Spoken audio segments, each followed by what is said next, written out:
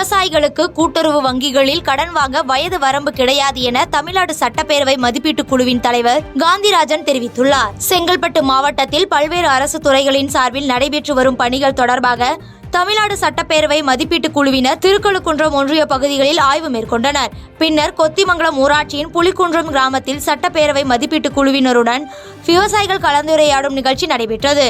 இதில் தமிழ்நாடு சட்டப்பேரவை மதிப்பீட்டு குழுவின் தலைவர் மற்றும் வேடசந்தூர் எம்எல்ஏ எஸ். காந்திராஜன் பேசுகையில், வேளாண் துறை அதிகாரிகள் மூலம் விவசாயிகளின் கோரிக்கைகளை நிறைவேற்ற நடவடிக்கை எடுக்கப்படும் என்றும், விவசாயிகளுக்கு கூட்டுறவு வங்கிகளில் கடன் வாங்க வயது வரம்பு கிடையாது என்றும் தெரிவித்தார்.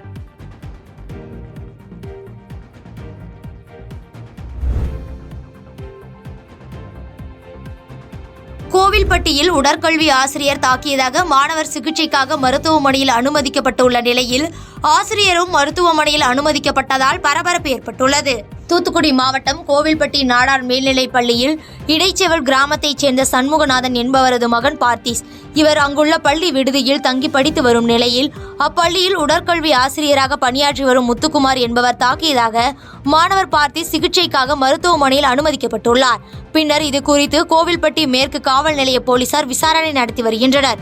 இதற்கிடையில் மாணவர் தாக்கப்பட்டு சிகிச்சை பெற்று வரும் நிலையில் குற்றச்சாட்டுக்கு உள்ளான ஆசிரியரும் மருத்துவமனையில் அனுமதிக்கப்பட்டுள்ள சம்பவம் பெரும் பரபரப்பை ஏற்படுத்தியுள்ளது.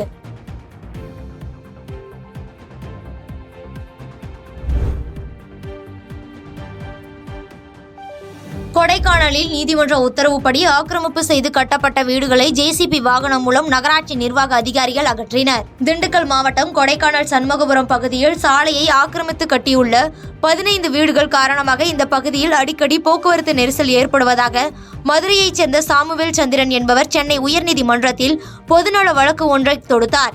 இந்த வழக்கானது விசாரணைக்கு வந்த நிலையில் சாலையை ஆக்கிரமித்துள்ள வீடுகளை இடிக்க கொடைக்கானல் நகராட்சி நிர்வாகத்திற்கு நீதிபதிகள் உத்தரவிட்டனர். அதனைத் தொடர்ந்து நீதிமன்ற உத்தரவின் பேரில் நகராட்சி அதிகாரிகள் ஆக்கிரமிப்பு செய்துள்ள வீடுகளை ஜேசிபி வாகனம் மூலம் அகற்றினர்.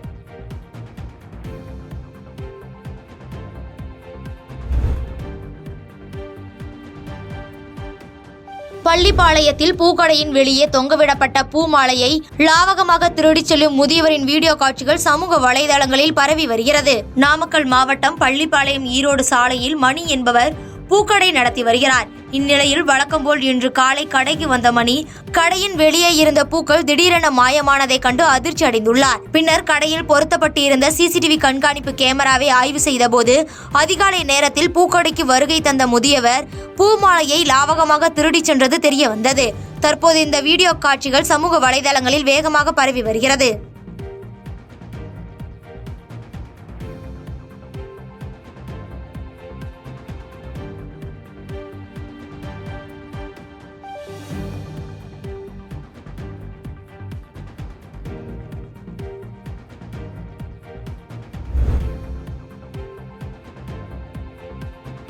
திண்டுக்கல் மாவட்டம் நிலக்கோட்டை பேரூராட்சியில் ஏலம் விடுத்ததில் முறைகேடு நடைபெற்றுள்ளதாக ஒப்பந்ததாரர்கள் புகார் அளித்ததால் பரபரப்பு ஏற்பட்டது. திண்டுக்கல் மாவட்டம் நிலக்கோட்டையில் பிரசித்தி பெற்ற வார ஆட்டு சந்தை மற்றும் காய்கறி சந்தை சனிக்கிழமை தோறும் நடைபெறுவது வழக்கம். இந்நிலையில் கடந்த ஆண்டு 54 லட்சம் ரூபாய்க்கு எடுக்கப்பட்ட ஏலத்தை தற்போதுள்ள பேரூராட்சி செயல் அலுவலர் மோகன்குமார் என்பவர் தனது சுய லாபத்திற்காக அரசுக்கு வருவாய் இழப்பீடு ஏற்படுத்தும் வகையில் வேண்டிய நபருக்கு சந்தையை குறைந்த தொகைக்கு கொடுத்துள்ளதாக பொதுமக்கள் குற்றம் சாட்டியுள்ளனர். மேலும் இதனால் அரசுக்கு பல லட்சம் ரூபாய் இழப்பு ஏற்பட்டதை அரசியல்வாதிகள் மற்றும் மாவட்ட ஆட்சியரும் கண்டுகொள்ளவில்லை என குற்றம் சாட்டியுள்ளனர்.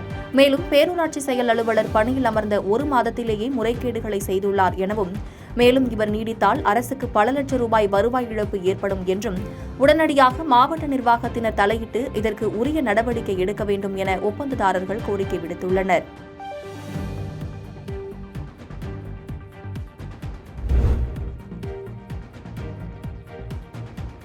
பழனி அருகே ரயில்வே கேட் அருகே பட்டாக்கத்தியுடன் இளைஞர் ஒருவர் பொதுமக்களிடம் தகராறில் ஈடுபட்ட சம்பவம் அதிர்ச்சியை ஏற்படுத்தியுள்ளது.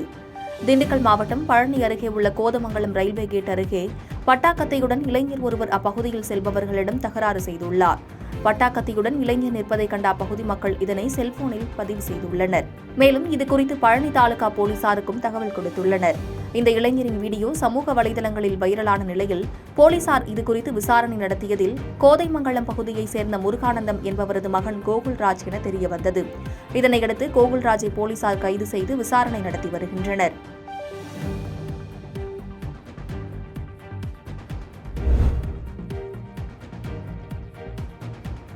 காஞ்சிபுரம் மாவட்டத்தில் 45 மையங்களில் குரூப் 2 தேர்வு நடைபெற்று வருகிறது.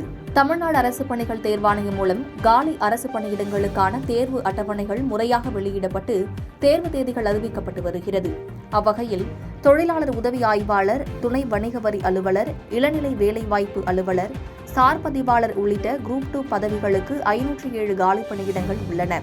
அதேபோல் கூட்டுறவு சங்கங்களின் முதுநிலை ஆய்வாளர், இந்து அறநிலைய ஆட்சித்துறை தணிக்கை ஆய்வாளர் உள்ளிட்ட குரூப் 2A பதவிகளில் 1820 காலியிடங்கள் என மொத்தம் 2327 இடங்களை நிரப்ப குரூப் 2 மற்றும் குரூப் 2A தேர்வுக்கான அறிவிப்பு கடந்த ஜூன் மாதம் வெளியிடப்பட்டது. இதற்கான தேர்வு இன்று நடைபெற்று வருகிறது. அதன்படி காஞ்சிபுரம் மாவட்டத்தில் 45 மையங்களில் 65 அறைகளில் தேர்வு நடைபெற்று வருகிறது.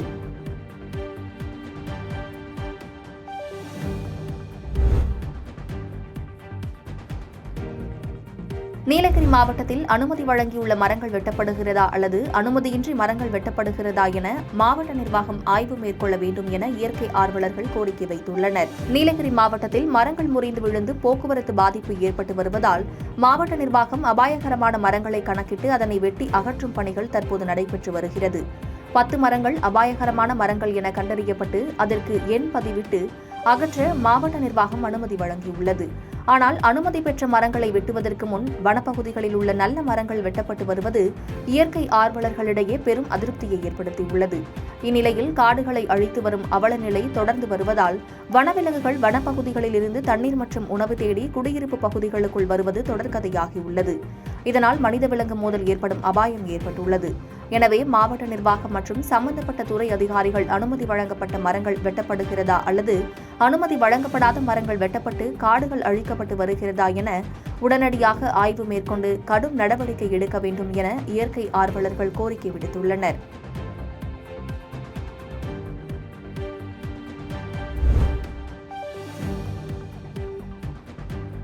வேலூரில் தேசிய நெடுஞ்சாலையில் குறுக்கே வந்த பூனை மீது மோதாமல் இருக்க கார் ஓட்டுநர் பிரேக் அடித்தபோது கார் மற்றும் பின்னால் வந்த அரசு பேருந்து லாரி மீது மோதி விபத்து ஏற்பட்டது. வேலூர் மாவட்டம் கொணவட்டம் பகுதியில் நெடுஞ்சாலையில் ஒருவர் காரில் வந்துள்ளார்.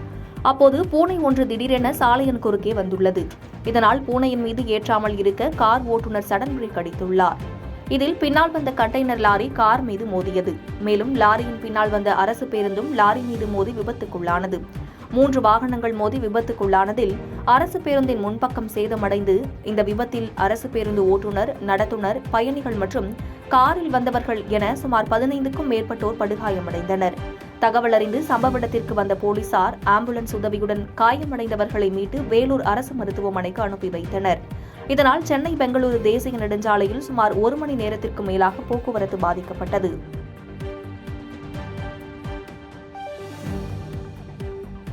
பாதகம் செய்பவரை கண்டால் நாம் பயங்கொள்ளலாகாது பாப்பா.